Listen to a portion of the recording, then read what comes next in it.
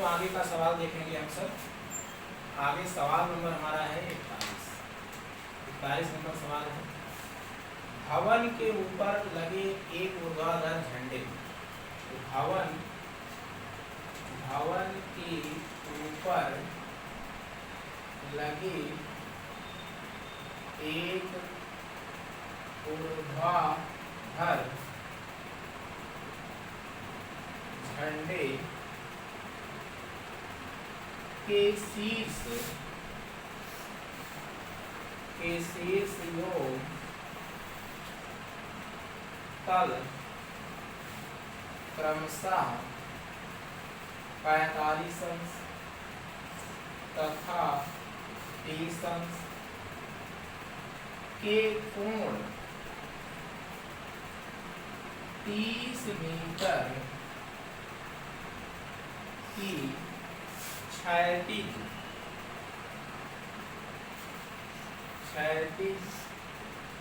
दूरी पर बनाते हैं। झंडे की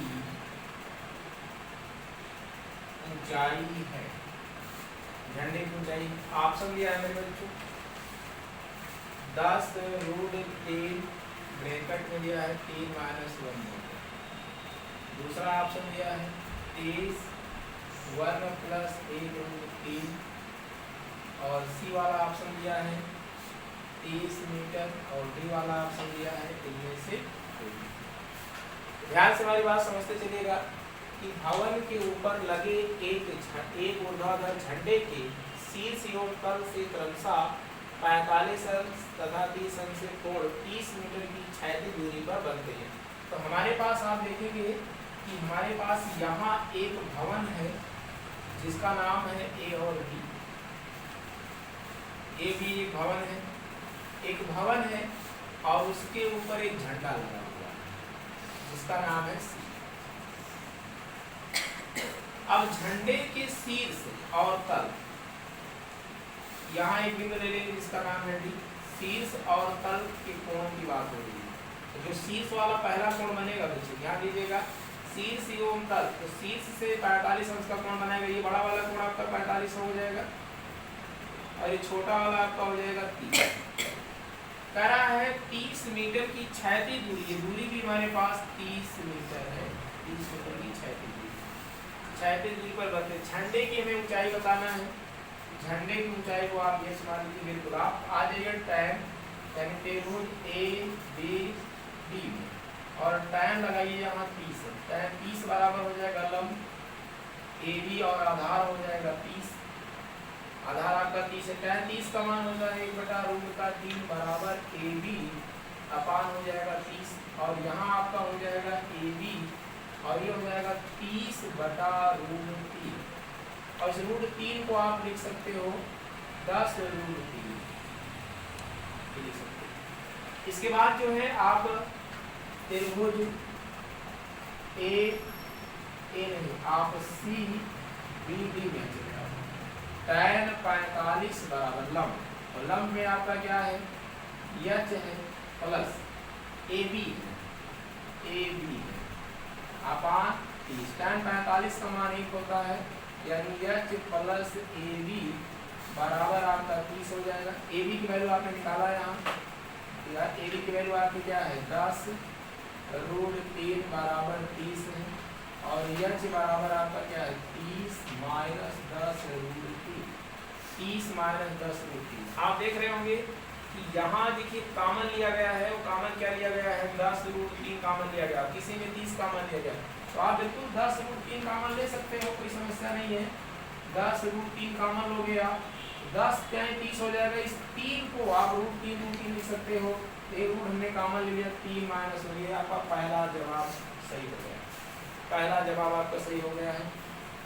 तो इस तरीके से पहला जवाब सही हो गया है।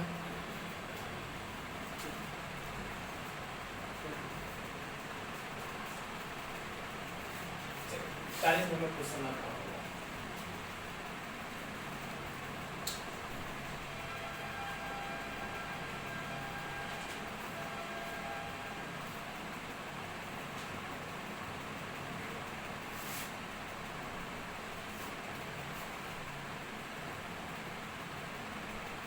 आगे अगर हम 42 नंबर क्वेश्चन देखिए बच्चों, 42 नंबर क्वेश्चन लिखना बहुत ज़्यादा है इसमें, तो हम इसको जो है आपको पढ़ के सुनाते हैं।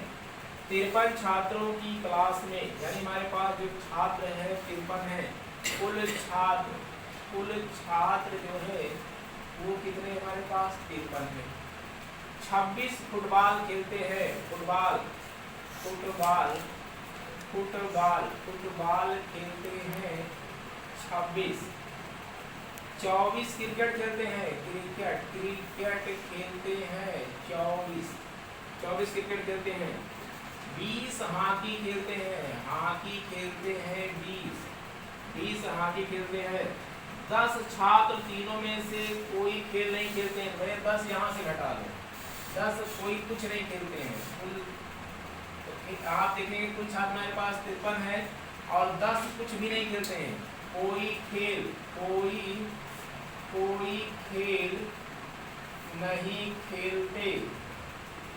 नहीं खेलते, भाई 10 लोग हैं कुछ नहीं खेल रहे हैं, ठीक है। कह रहा है छात्र तीनों में से कोई खेल नहीं खेलते। 8 छात्र सभी खेल खेलते हैं, सभी खेल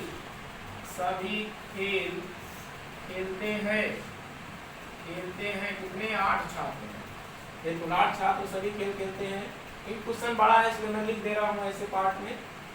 8 छात्र सभी खेल खेलते हैं। 4 केवल क्रिकेट खेलते हैं, केवल क्रिकेट खेलते हैं 4 छात्र, केवल क्रिकेट खेलते हैं 4 छात्र। तथा हॉकी खेलते हैं 2 छात्र। केवल सब ध्यान रखना, केवल हॉकी खेलते हैं 2 छात्र, केवल हॉकी खेलते हैं 2 छात्र, केवल हॉकी खेलते हैं 2 छात्र। फुटबॉल का हॉकी खेलते हैं 5, केवल 4 केवल क्रिकेट तथा हॉकी खेलते हैं। अच्छा क्रिकेट तथा हॉकी खेलते भाई, कैसा गलत हो गया। 4 केवल क्रिकेट तथा हॉकी, क्रिकेट तथा हॉकी खेलने वाली संख्या 4 और 2 केवल फुटबॉल तथा हॉकी, फुटबॉल तथा हॉकी खेलने वाली संख्या क्या है 2। 5 छात्र केवल क्रिकेट एवं फुटबॉल खेलते हैं, क्रिकेट एवं फुटबॉल खेलते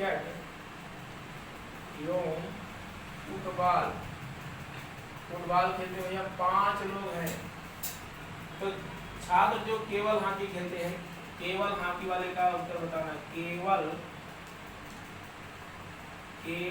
हॉकी खेलते हैं, ये हमारा क्वेश्चन मार्क तो बिल्कुल आ जाएगी। सबसे पहले यहाँ देखिएगा हमारे पास 3 खेल खेला जा रहा है, तो आप 3 गोला बना लीजिए। फुटबॉल या क्रिकेट को सी, हॉकी को एच कर दीजिए। कह रहा है फुटबॉल खेलने वाले, तो सबसे पहले जो कॉमन होता है ना उसको भरा जाता है। कोई खेल नहीं खेलते, सब छोड़िए, सभी खेल खेलते हैं, सभी खेल खेलते हैं 8 लोग, 8 लोग सभी खेल खेलते हैं, 8 आप यहाँ भर दीजिए। सभी खेल खेलते हैं जो तीनों में आ रहा है 8 यहाँ भर दीजिए। क्रिकेट तथा हॉकी खेलने वाली संख्या क्या है 4, यहाँ भर दीजिए आप। और फुटबॉल तथा हॉकी खेलने वाले यहाँ भर दीजिए आप। क्रिकेट एवं फुटबॉल खेलते हैं 5 यहाँ भर दीजिए। बिल्कुल आप भर सकते हैं। हमसे पूछा केवल हॉकी खेलने वाले, तो ज्यादा आपको लगाने की जरूरत नहीं है। यहाँ टोटल हॉकी की मिला के कितने लोग खेल रहे हैं आपके पास 20 लोग खेल रहे हैं, तो 20 लोग खेल रहे हैं। और हॉकी में कितने लोग अभी तक खेल चुके हैं 2 खेल चुके हैं। 20 में से आप 2 घटा दीजिए, 8 घटा दीजिए और 4 तीनों को आप घटा दीजिए, ठीक है। यानी ऐसा कर दीजिए तीनों को जोड़ के 20 में से घटा दीजिए। 20 में से 8 2 4 14 हो गया और ये आपका उत्तर आ गया 6। और आपके ऑप्शन में था, पहला ऑप्शन था आपका 6, दूसरा ऑप्शन आपका था 10, तीसरा ऑप्शन था आपका 2 और चौथा ऑप्शन था इनमें से कोई। तो कौन सा ऑप्शन सही हुआ आपका 6। आगे चलते हैं। बिल्कुल हम उम्मीद करते हैं समझ में आ गया होगा। इस तरीके से क्वेश्चन आपके टीजीटी में पूछा जाता है और आपका क्वेश्चन जो है सेट थ्योरी से बनाया गया है। बिल्कुल आप बिल्कुल लगा सकते हैं, अगर मेहनत करेंगे तो एक अच्छी नौकरी आप पा सकते हैं। कुछ नहीं है, केवल मन लगा के पढ़ना होगा, ध्यान देना होगा चीजों पर। 43 नंबर सवाल है आपका, 43 नंबर भैया। 2.3 की पावर 3 है प्लस 2.3 की पावर 3 है, और यहाँ है आपका 2.3। तो आपका ये देख रहे हैं वनडे का सवाल है, और वनडे का सवाल है, आपने इसको खूब लगाया होगा पहले जब आप पढ़ाई कर रहे थे, ठीक है। का मान है, ऑप्शन दिया है, पहला ऑप्शन 2.0, दूसरा ऑप्शन दिया है 2.4, तीसरा ऑप्शन दिया है 2.6, चौथा ऑप्शन दिया है 2.2। आप कुछ मत कीजिए, आप इसे 2.3 को ए मान लीजिए और 0.3 को आप बी मान लीजिए। और जैसे आप मानेंगे, ध्यान से हमारी बात समझना, तो आपको एक फार्मूला नजर आएगा ए का क्यू प्लस बी का क्यू, और नीचे आ जाएगा आपका ए स्क्वायर माइनस ये आपका आ जाएगा ए बी।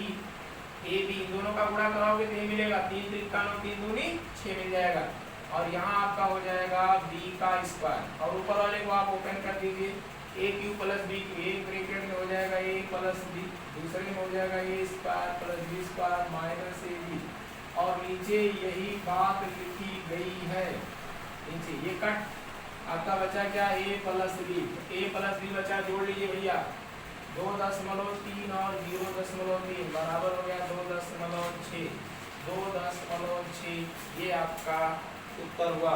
बिल्कुल आप 4 नंबर ले सकते हैं, वनडे का सवाल है, बिल्कुल इजी है, पूछा जाता है, इस टाइप के सवाल ले जाते हैं, और इस पर इससे जुड़े हुए सारे फार्मूले हमें आने चाहिए बच्चों। चलिए आगे चलते हैं। अगला आपका सवाल है 44 नंबर सवाल है। हरि के पास कुछ गायें तथा मुर्गे हैं। हरि के पास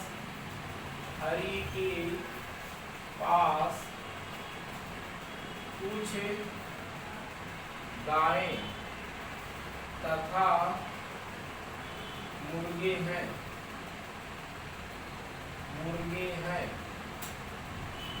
उनके सिरों की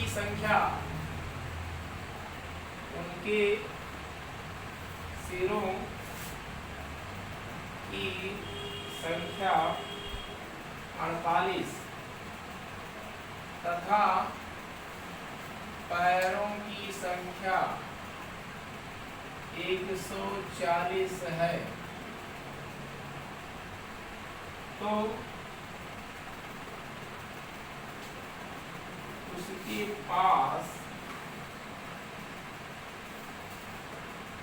कितनी गायें हैं? पहला ऑप्शन है 20 गाय है, 22 गाय है, 26 गाय है, 24 गाय, ये आपके पास ऑप्शन है। तो आपने देखा होगा ऐसे में कुछ करना नहीं है, हरि के पास कुछ गाय कुछ मुर्गे हैं, तो गाय की संख्या, अगर गाय की बात करें तो गाय को आप यक्ष मान लीजिए, भाई यक्ष गाय है, और मुर्गा मान लीजिए मुर्गा आप वाई मान लीजिए। अगर हम बात करें सिरों की संख्या 48 है, तो अकॉर्डिंग में पहली शर्त, अगर हम पहली शर्त देखें तो पहली शर्त हमारे पास है सिरों की संख्या, ठीक है, सिरों की संख्या। अगर हम सिरों की संख्या की बात करें, सिरों की संख्या हमारे पास क्या 48, तो एक गाय के पास एक सिर होगा, यक्ष हो जाएगा, एक मुर्गी के पास एक सिर होगा, तो यानी आपका पहला समीकरण बना यक्ष प्लस वाई बराबर 48। अगर आप दूसरी शर्त की बात करें, और दूसरी शर्त में आप क्या करेंगे, पैरों की संख्या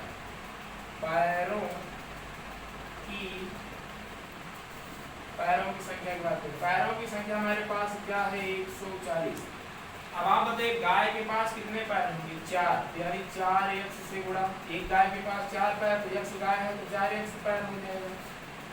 एक मुर्गी के पास 2 पैर है, तो हमारे पास मुर्गी वाई है तो 2 वाई हो जाएगा, और बराबर हो जाएगा 140। अगर हम देखें तो यहाँ से 2 कॉमन ले सकते हैं, यहाँ पर हो गया 2x प्लस वाई बराबर 70 हो गया, समीकरण हो गया 2। समीकरण 1 और 2 को आप हल कर लीजिए। समीकरण 1 और 2 को जैसे आप हल करेंगे, यानी कि इसको मिटा दे रहे हैं, 1 2 को जैसे आप हल करेंगे तो आपका हो जाएगा समीकरण 1 व 2 से x प्लस वाई बराबर 48 और 2x प्लस वाई बराबर 70 और घटा लीजिए भैया, कट गया और यहाँ आ गया माइनस एक्स बराबर माइनस 70 घटाएंगे 10, 2 हो जाएगा, 10 में से 8 जाएगा 2 हो जाएगा और यहाँ 6 में से 4 जाएगा 2 हो जाएगा 22, यानी x बराबर 22। क्या पूछा गया है के पास कितनी गाय हैं, गाय हमने x माना था और 22 आ गया। ठीक है, तो बिल्कुल आप लगा सकते हैं अच्छे से। ये वनडे का सवाल है और यहाँ से देखिए 2-3 सवाल पूछ लिया गया है कुछ इस टाइप का। अगला देखिए, राम की आय, आप अपने पिता की आय का 60वां भाग है, 45 नंबर क्वेश्चन है। राम की आय अपने पिता की आय का 60वां भाग है। 10 वर्ष बाद राम के पिता की आय विमल की आय से दुगनी होगी यदि विमल का 8वां जन्म दिवस 2 वर्ष पूर्व था, तो राम की आय पूछा है। राम की आयु यहाँ लिखा है 24 वर्ष, 23 वर्ष, इतना वर्ष और 5 वर्ष। चलिए आ जाइए, राम की आय अपने पिता की आय का 60वां भाग है। तो पिता की आय मान लीजिए x है, पिता की वर्तमान आय। देखिए जब आय का मामला है तो यहाँ वर्तमान से ही लिया जाता है। आय का कोई भी कॉन्सेप्ट हो सदैव हम वर्तमान से ही चलते हैं। ठीक है, तो पिता की वर्तमान आयु आपका क्या है, x वर्ष है और पिता की आयु का 60वां भाग कौन है, राम। तो राम की अगर बात करें, राम की वर्तमान आयु हो जाएगा पिता के 60वां हिस्सा। चलिए 10 वर्ष बाद अगर हम 10 वर्ष बाद इनकी बात करें, अच्छा यहाँ जो बात हुई है वो राम से नहीं हुई है, राम के पिता से हुई है और विमल से हुई है। तो बहुत ज़्यादा क्वेश्चन को नहीं लपेटेंगे, आराम से क्वेश्चन को लगाएंगे। 10 वर्ष बाद की बात हो रही है, 10 वर्ष बाद अगर बात किया जाए उनके पिता की आयु हो जाएगी x + 10, है ना। और विमल की आयु से दुगनी होगी, विमल की आयु जो भी होगी उससे दुगनी हो जाएगी उनकी पिता की आयु। विमल का 8वां जन्म दिवस 2 वर्ष पूर्व था, हम कहेंगे विमल से मामला चल रहा है।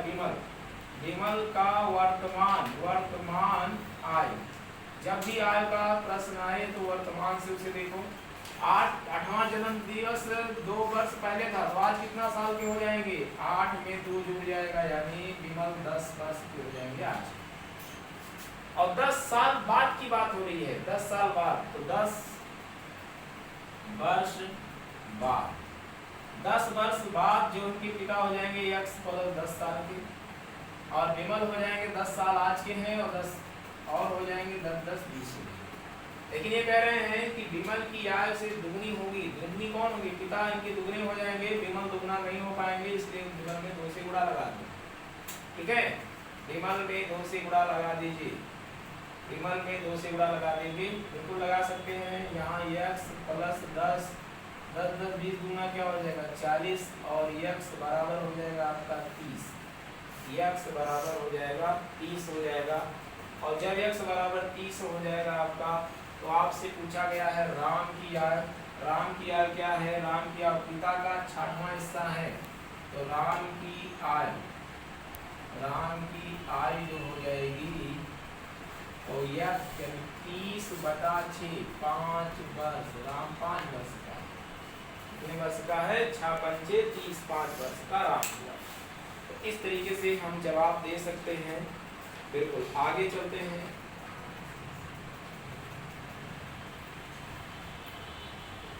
आगे चलते हैं,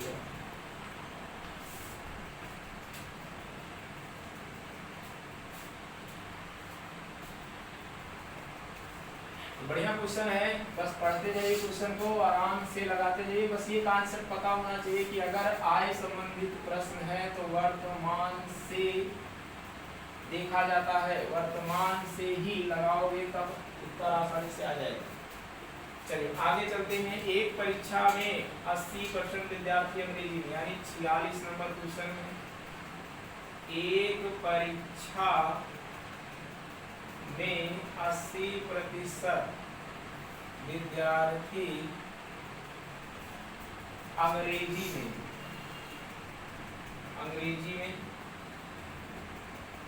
में और कराए 85%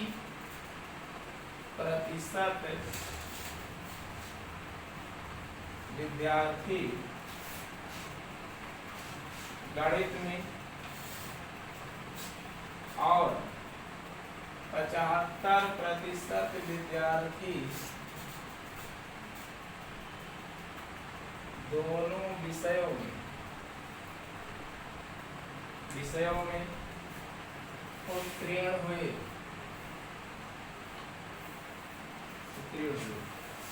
यदि दोनों विषयों में अनुत्तीर्ण 40 विद्यार्थी है तो परीक्षार्थियों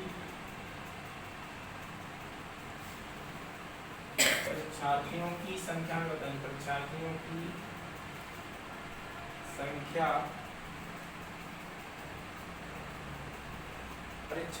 की हमें संख्या बतानी है।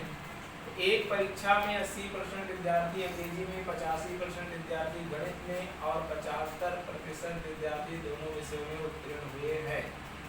तो अगर एक परीक्षा में 80% विद्यार्थी अंग्रेजी में, अगर हम इंग्लिश की बात करें तो इंग्लिश में 80 है, ध्यान दीजिएगा, और यहाँ दोनों में 75 है, तो कितना आ गया अंतर? 5।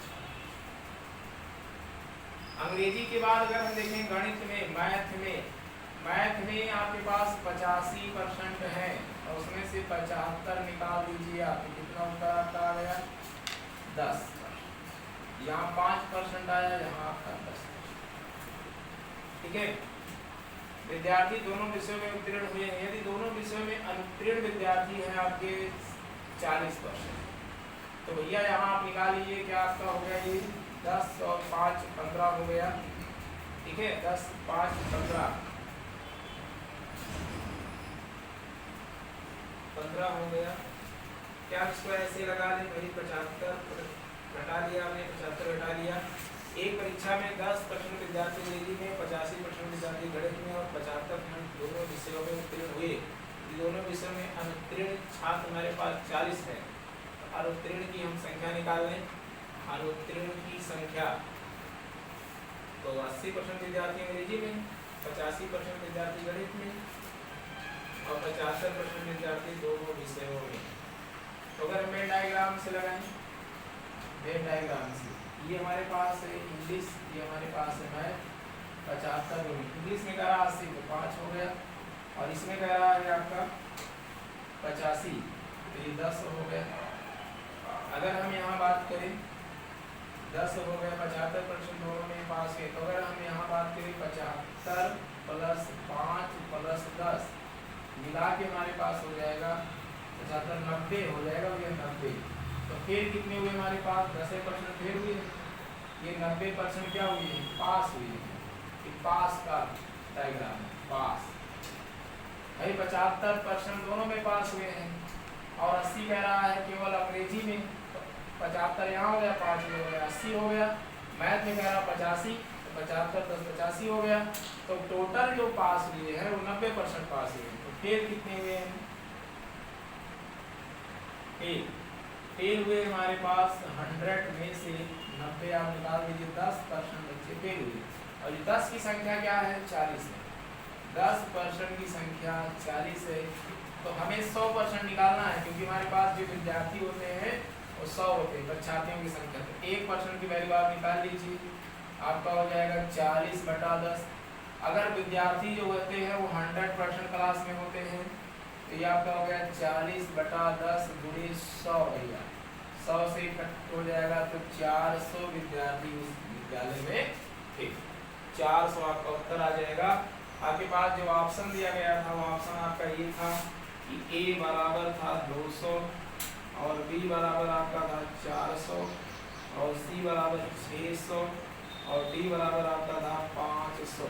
आपका पूरे विद्यालय में 400 विद्यार्थी थे।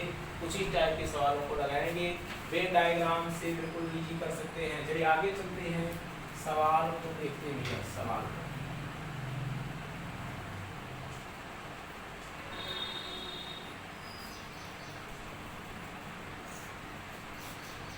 अगला सवाल आपका है 47 नंबर है। 47 नंबर। एक मोटरसाइकिल सवार, एक मोटरसाइकिल सवार 39 किलोमीटर की दूरी 45 मिनट में तय करता है। पहले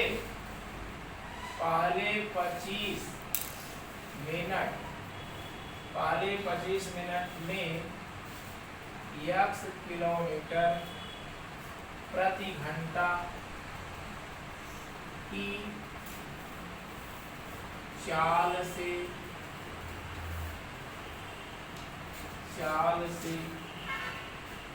करा है आगामी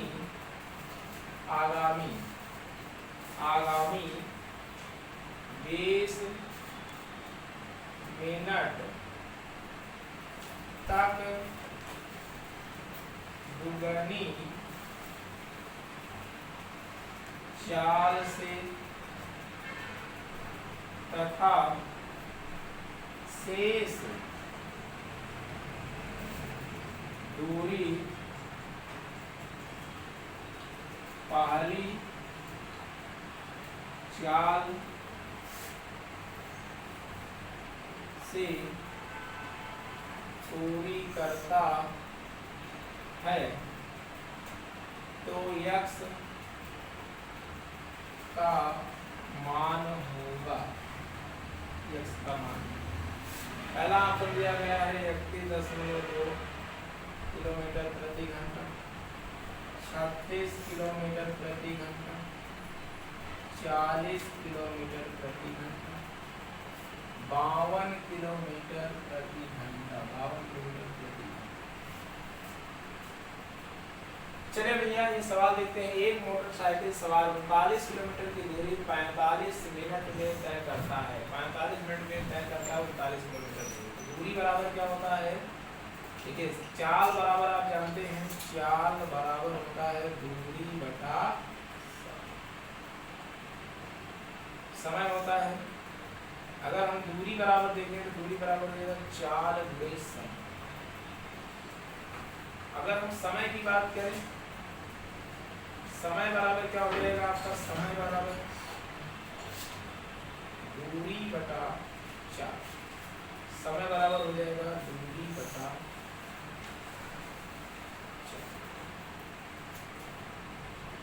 कह रहा है 39 किलोमीटर की दूरी है और 45 मिनट में तय करता है। पहले 25 मिनट में x किलोमीटर दूरी चलता है। तो पहले 25 मिनट में x किलोमीटर दूरी तय करता है पहले 25 मिनट में x किलोमीटर दूरी की चाल से आगामी 20 मिनट में दुगनी चाल से।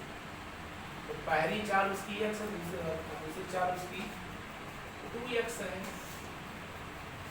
पूरी करता है तो x का मान क्या होगा, x का मान हमें निकालना है। तो समय है, दोनों को अगर हम जोड़ लें तो दूरी बटा क्या हो जाएगा, चाल।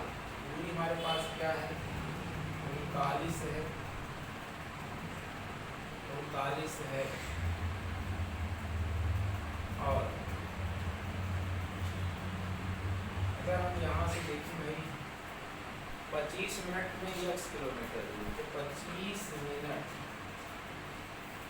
में x किलोमीटर, और ये आपका है 20 मिनट में 2x किलोमीटर। दूरी बटा चाल,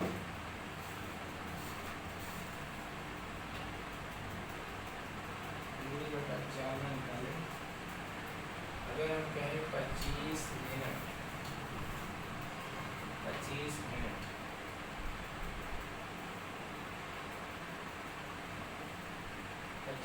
में चली गई दूरी,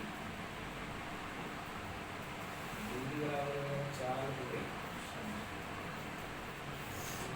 और अगर हम यहाँ बात करें 39 बटा 25,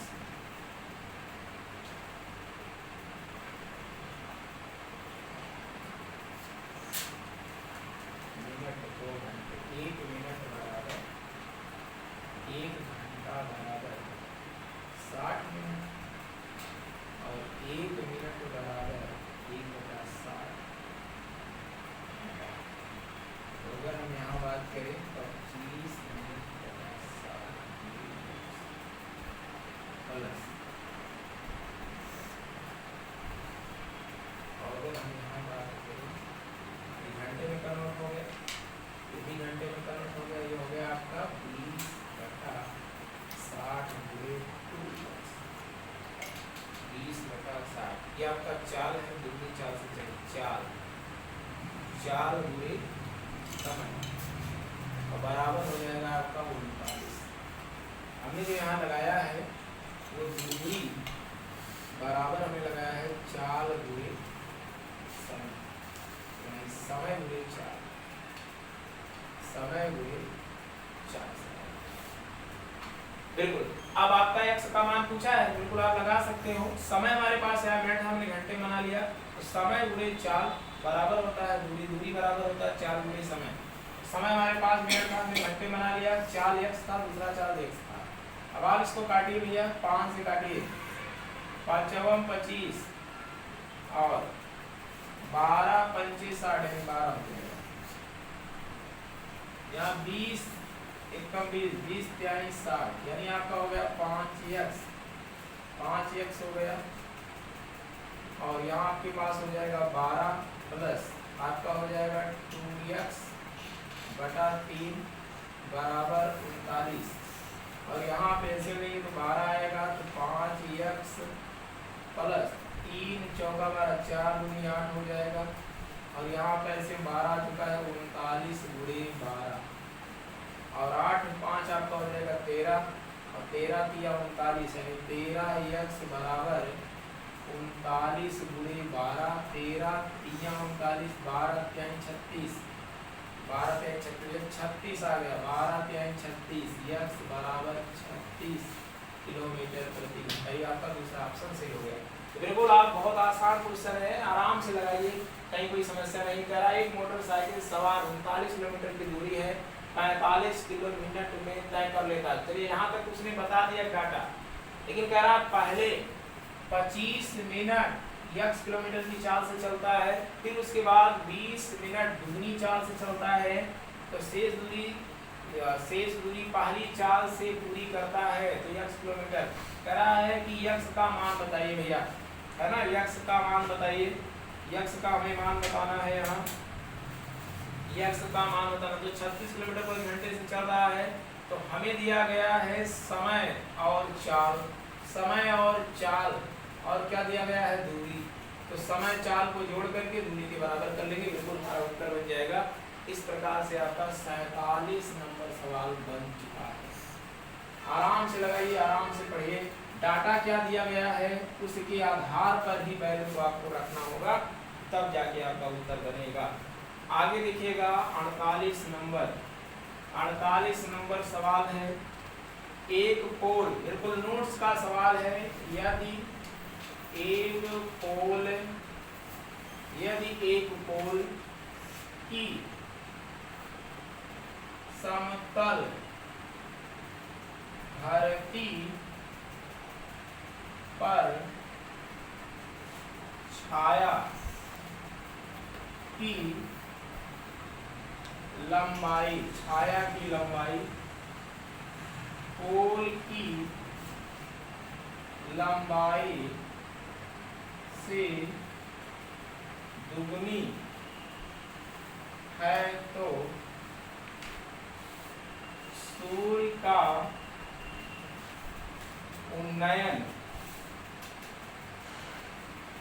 कोण होगा। सूर्य का उन्नयन कोण होगा 30 अंश, 45 अंश, 60 अंश, इनमें से कौन होगा? यदि एक पोल की समतल धरती पर छाया, एक पोल है समतल धरती पर छाया, छाया की लंबाई, पोल की लंबाई से दुगनी, अगर पोल x है तो आपका 2x है। पहला आप बताइए सूर्य का उन्नयन कोण क्या बनेगा भैया, ए और बी और सी। अगर आप यहाँ tan थीटा ले लोगे तो लंब बटा आधार हो जाएगा x/2x हो जाएगा, x कट जाएगा और tan थीटा बराबर 1/2 और थीटा बराबर tan इनवर्स ऐसे। कौन सा ऑप्शन होगा? इनमें से कोई नहीं, इनमें से कोई नहीं आपका होगा। बिल्कुल आप लगा सकते हो आसान तरीके से। चलिए भाई, तो ऐसा नहीं कि आप पीईटी पास नहीं कर सकते हो, पास कर सकते हो, बट आपको लगना होगा, मेहनत थोड़ा करनी होगी आपको, जो है ना, मेहनत आपको थोड़ा करनी होगी, लगना होगा, थोड़ा मेहनत आपको करनी होगी, ठीक है, लगना होगा, थोड़ा मेहनत आपको करनी होगी, लगना होगा, थोड़ा मेहनत आपको करनी होगी।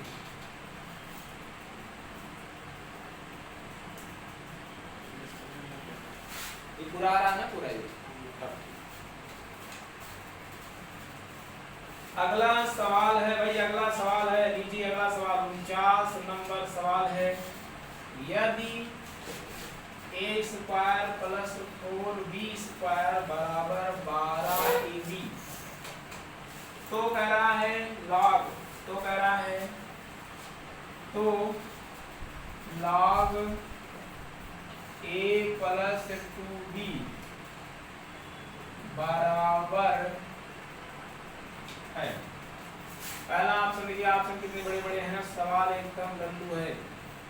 log आपका है log a है प्लस log आपका b है और प्लस log आपका 2 है। तो पहला ऑप्शन हो गया। दूसरा ऑप्शन देखिए, बड़े बड़े ऑप्शन आ रहे हैं, डरिएगा नहीं, बड़े ऑप्शनों से बिल्कुल आप लगा सकते हो। और ये आपका log है b/2 है और प्लस log आपका 2 है। सी वाला आप देख सकते हो 1/2 है और आपका log a है प्लस log b है और प्लस 4 log 2 है और d है आपका इनमें से कोई। बिल्कुल आप इसके बारे में सोचिए। यहाँ देखिएगा, आपको जो उत्तर लाना है वो लाना क्या है, log a + 2b। बिल्कुल आप इसे बना सकते हैं a + 2b का होल स्क्वायर। क्या जोड़ दें क्या घटा दें भैया, आप देखिएगा 4ab जोड़ दें और 4ab घटा दें, 4ab जोड़ दें तो आपका एक फार्मूला बन जाएगा, पहले पद का वर्ग दूसरे पद का वर्ग धन 2 गुणे पहला पद गुणे दूसरा पद हो जाएगा। और यहाँ मैंने 4 इधर जोड़ दिया तो 12ab में 4 इधर जोड़ दिया, है ना, ये आपका बन गया a + 2b का होल स्क्वायर, ये हो जाएगा 16 हो गया।